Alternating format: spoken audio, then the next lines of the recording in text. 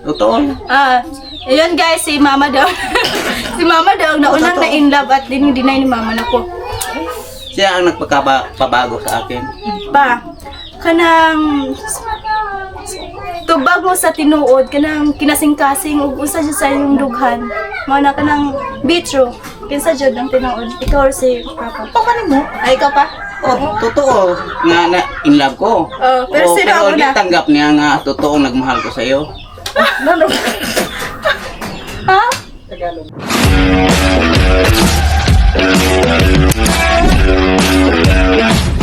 Hello po mga kadanggit, welcome back po sa ating panibagong episode. So, ngayon po, dahil sila Mama at Papa ay walang ginagawa ngayon at marami din sa inyo ang nag-request ng part 2 ng kanilang relasyon, tungkol sa kanilang relasyon. So, yun po guys, tatanungin natin sila Mama, i-interviewin natin sila ulit. Yes. So, yun po guys, andito na po sila Mama at si Papa. So, hi po kayo Mama. Mag-hi muna tayo sa vlog. Ayun. So, yan po guys, ito na po yung part 2 na tatanungin natin sila Mama at si Papa sa kanilang, about sa kanilang relationship. Magsimula muna tayo sa light na tanong. Ikaw Ma, saan ang unang date ninyo dati at ano ang kauna-unahang regalo ninyo sa isa't isa? Uy, gusto na din sa una. Sigaro. Ikaw pa, totoo yan? Oo, totoo. Hindi. So, wala daw silang date dati. Wala kayong date dati? Wala. Wala. Yun po ang wala. Sino sa inyo ang unang na in love? Paano niyo nalaman na siya na talaga ang the one para sa iyo? Siya. Ay, ikaw na! Oo. Hindi ko makita. Wala ako. Magpanglili na ako. Ayun, siguro pakabawi. Uy, nagdama-dama ikaw rin. Ito. Mayroon. Natuto ko nagmahal kay. Kung wala ako, mangita mo na ako. Tingnan ba? Totoo. Hindi tanggap niya nga totoong salita ko. Pero, ikaw dyan ang unang na in love. Totoo. Ikaw pa. Totoo siya. Bago na karoon. Ito. Siya in love sa akin. Siya magpabago sa akin. So ikaw dyan ang unang na in love, Ma. Kasi, Oo. Siya nagpabago sa akin. Totoo. ayun guys, si Mama daw. Si Mama daw naunang na in love at dinideny ni Mama na ko. Siya ang nagpabago sa akin. Pa, kanang tubag mo sa tinuod, kanang kinasing-kasing ug usa siya sa iyong dughan. Mao na kanang bitro. Kinsa jud ang tinuod? Ikaw or si Papa? Papa mo? Ay, ikaw pa? Totoo nga na in love ko. Pero sino ang di una? tanggap niya nga totoong nagmahal ko sa iyo. Lalo. Ha? Tagalog. Ay, oo nga pala no Tagalog. So, yan po guys. Si Mama daw talaga ang unang na in love. So, ayun. I-deny niya. Dinideny daw ni Mama. Nga hindi ba ito nagmahal. Cute. Ha? Ha? Oo, yan lang. So, ayan guys. Si Mama daw. At yun. So, proceed tayo sa question number 3. Ano ang paborito niyong magandang katangian ng isa't isa noong nangliligaw pa lang kayo kumpara ngayon? Asa? Hindi. Hindi mo mag-Tagalog. Asa, eto pa. Ito ko lagi ulit. Ano ang paborito ninyong magandang katangian ng isa't isa noong naniligaw pa lang kayo kumpara ngayon? Mag-smile lang sa akin. Okay na. Yun pala smile. Ikaw Ma. Oo. Dininay pa nga.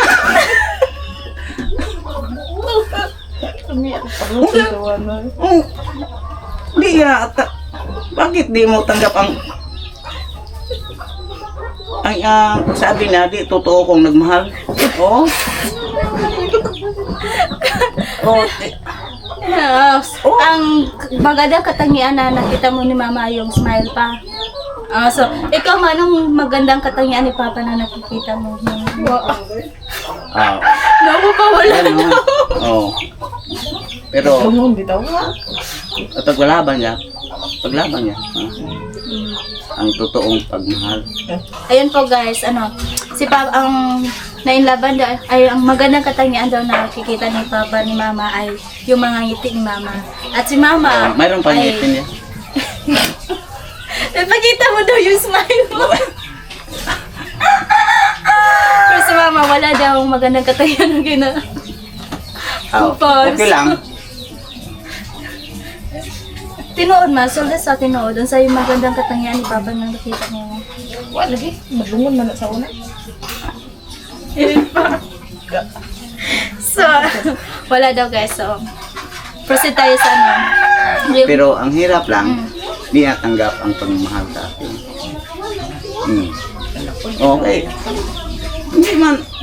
Hindi man magsabi na totoo nga in love siya sa akin.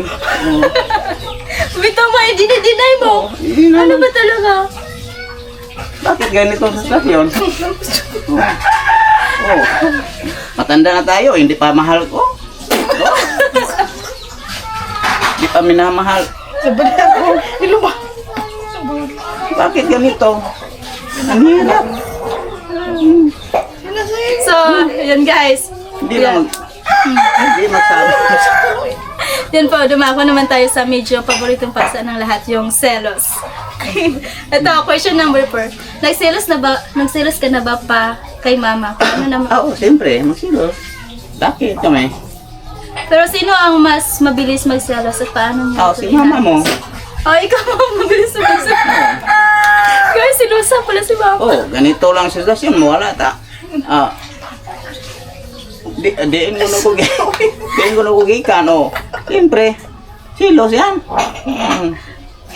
Ikaw na Yo, sinusa. anong ginagawa mo? Oh, wala. Oh, di ba? Sakto na. Oh, tama mo.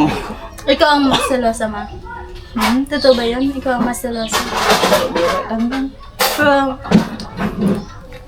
Biro sa'yo, pero totoo sa akin.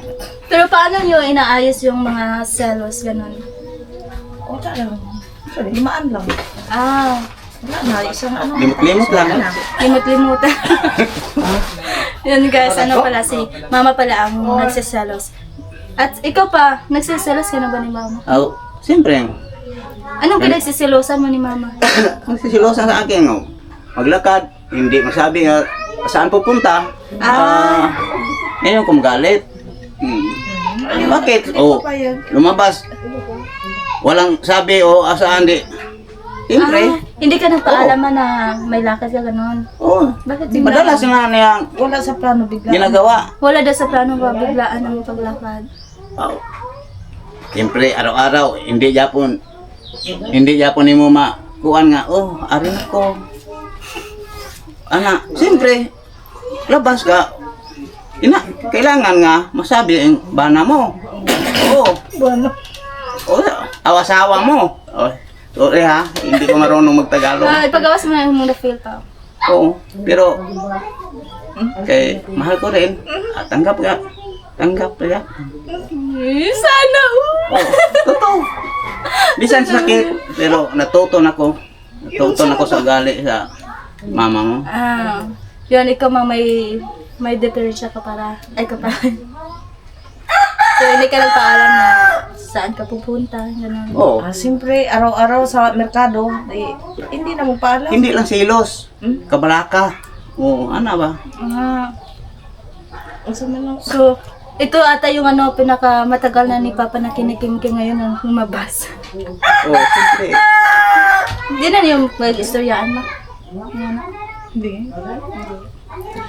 Ito, proceed tayo sa question number 5. Sino sa inyo ang mas madalas mang-asar o mas mabilis magtampo? Yun. Ako mo kanunay. Oo. Bigla lang. Ako mo kanunay. Bigla lang mo. Galit. Wala akong ginagawa. Oh, bigla magalit. Wala akong ginagawa. Ako, ano yun? Bakit mo galit ka sa akin? Wala akong kasalanan. Oh, totoo. Hindi biro. Hindi. Totoo yun. Oh. Ma, bakit ka naman magbiglang magalit na walang dahilan? Dapat. Totoo. Totoo. Wa ko. Pasensya na po guys kasi natatawa ako kasi natatawa doon si Love Love oh. Bakit? Grabe makareact sabi ko bakit si mama magalit kahit wala namang dahilan. Next question. Ma, bakit ma? Hindi, dapat marinig ko yung side mo, hindi lang kayo papa. Explain mo yung side, bakit mo guys? Wala siya dito palagi pagdating ko. Di, siyempre magalit ka. Oh. Yun, ako pa, binaliktad mo. Binaliktad mo. Bunood bitaw. Oh, uwi mo to, wala dito nga, nara ko sa bahay. Tulog pa, di kang laot. Pag uwi, tulog doon pag uwi mo. Wala. Anong sabi mo din, totoo. Ang sabo mo. Ayan po guys. Ano daw? Yan po. So next naman tayo. Pag-usapan naman natin ang mga totoong pagsubok sa buhay, mag-asawa at pamilya. At ito po yung question number 6. Ano ang pinakamatinding pinag-awayan ninyo sa buong buhay niyo bilang mag-asawa at paano ninyo iyon naaayos?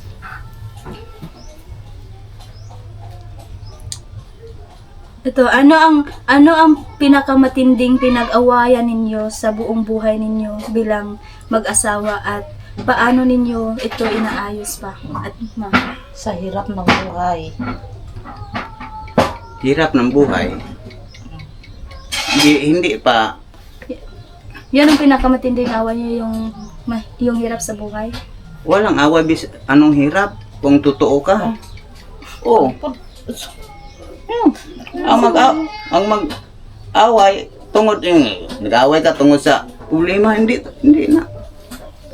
Mag-away ka kung di ka kasi mag-isnabot o murag walang asawa o walang asawa. Sa hirap ng buhay. May asawa ka, di. Pag kinakausap ka, anong gawin natin? Yung mga bata, anong sabot, umaalis ka, hindi ka makikinig. Siyempre, magagalit ka. O totoo, kay bigla kang galit, di. Lumayas ko. Totoo. Bakit ka naman lumayas pa nga dapat inaayos mo, hindi mo. Ayusin ko, hindi. Dati, sobrang hirap. Sabi ko sa kanya, paano natin gawin yun? Umalis. 1 taon ka pa dinala ka doon sa bukid. Totoo. Bakit Hindi ko malimutan yung panahong sira nun. nagulo ng utak ko. Nandun ako sa merkado Anong pinag-awayan ninyo, ma? Ano ko sa kanya, bigla lang magagalit. Biglang galit. Ako pa biglang galit. Ikaw. Sino ba talaga dito? Next question. Hindi, gusto ko ito masolve. Sino ba talaga? Sakto na to eh. Di. Sa totoo. Itong buhay. Nilayas ko kay hindi ka na sa bukid kay bakit ganun? Nag-alaga ko sa'yo. Nag-alaga ko sa nimo. Bakit? Ang bata, iguli. Aron, din ka. Biniyaan ko ng anak mo. Gamay pa, biyaan ako doon. Puta doon pagugdiin ko. Oo, gibiyaan man ako yung mga anak. Di namatay ni mong anak, gibiyaan ako di maurusan. Bakit ganito siya? Ikaw sa merkado. Dire ko bilin doon. Ako pa nandangan mo kung sa na ho. Basahin. Oo, okay lang basta. Basta mapag-ausap kayo, pwede ikaw na. Yun. Ganun. Mo dito. Nalutas yung taon to. Karon ba ko kay Buaran doon? Ano naman ang pinakamabigat na problema dumaan sa ating pamilya at ano ang naging susi para malampasan natin yung nagsama-sama? Kasi pinakabugat man yung problema ng abot sa ating pamilya mo. Ang bigat na problema. Kung wala ka, mayroon pa kang mga naramdaman sa katawan mo, minakabigat. Yung nagkasakit si papa mo, tapos 1 taon na higit yung pabalik-balik sa Cebu, tapos ako lang naghanap buhay, kayo lahat iniwan sa akin, tapos yung lola at lolo mo lang nagbabantay sa inyo dito, tapos siya nandoon na problema pa ako sa kanya kung paano siya gumaling, tapos kayo nandito sa akin, yun pinakamahirap. Hindi, mahirap. ang totoo ang sakit ko. Di ko alam mo. Murag sa kuan soro, murag sa kayo po soro dai asbil ay. Sakit, nangin lang. Kunin mo. Tinon? Di man. Bilang doktor. Pilang. Oh, bilang ka doktor, wala pa kong wapang maayos. Walang sakit. Bakit? Na may naramdaman pero pati ng doktor walang sakit. Ano ganito ang sakit? Invisible na sakit. Baka siguro. Oh, bakit? Anong sakit? Oh, hindi ko hindi ko maisip anong Hindi kuwan ka ko. naman pagod, nandyan ka naman sa bahay, ako naman nandoon sa labas. Oh. Paano Oh, ko? bakit? Bakit ikaw mas stress na Oh. ako ang nag-ano sa lahat ng mga problema? Mao gani. Oh, nga naglibo ko anong sakit ko.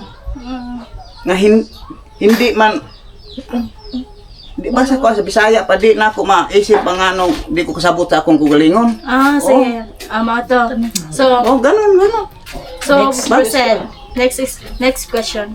Anong payo ang maibibigay niyo sa mga mag-asawa o magkasintahan ngayon para tumagal ang relasyon?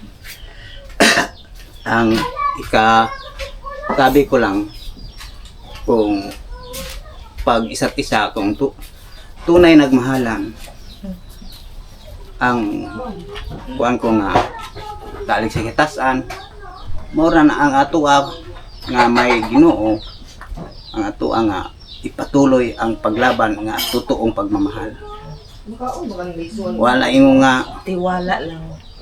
oh Bisaya man ta di Bisaya na lang na to mo na ligon mo sa isa-isa sasabi ko sa magsintahan karon na nakarinig sa akong sinasabi nga dapat yun lang ang masabi ko na pupos lang Tiwala lang. Ayun ka. ano nga wag kang tingin sa ibang salita wag kang di lang paano sa mga sabi-sabi pupos lang Focus lang. pupos lang aron tibuok ang pagmamahalan sa So, dili intindihan ang ibang Oo. sinasabi, yung ibang opinion. tiwala lang Tiwala sa isa't isa. Ikaw, anong maipapayo mo? Tiwala lang. Tapos, mag-intindi, kung may problema, pag-usapan agad. Tapos, Oo. mag-intindihan. Tapos, aron dili abot sa mangarap ganitong hanggang sitwasyon gusto mong mangarap kayo ng mangarap hanggang gusto nyo. Kasi pag maganda yun, pag bibigay ni Lord yun. patuloy laban pa rin So, ayun po. halang hirap para laban So, itong question na tayo, special and personal question to me. May mga tanong din ang ating viewers tungkol sa amin. So, ito ba? Noong ipinanganak ako, ano ang naramdaman niyo noong nalaman niyo magkakaroon na kayo ng anak na babae? Siyempre, sobrang saya. Kasi akala ko, hindi ka maituloy ibigay sa akin kasi sa 6 months ka pa sa tiyan ko, munti ka nang mawala. Kasi nagbubo ako nun. Tapos nadala ako ng papa mo sa doktor agad.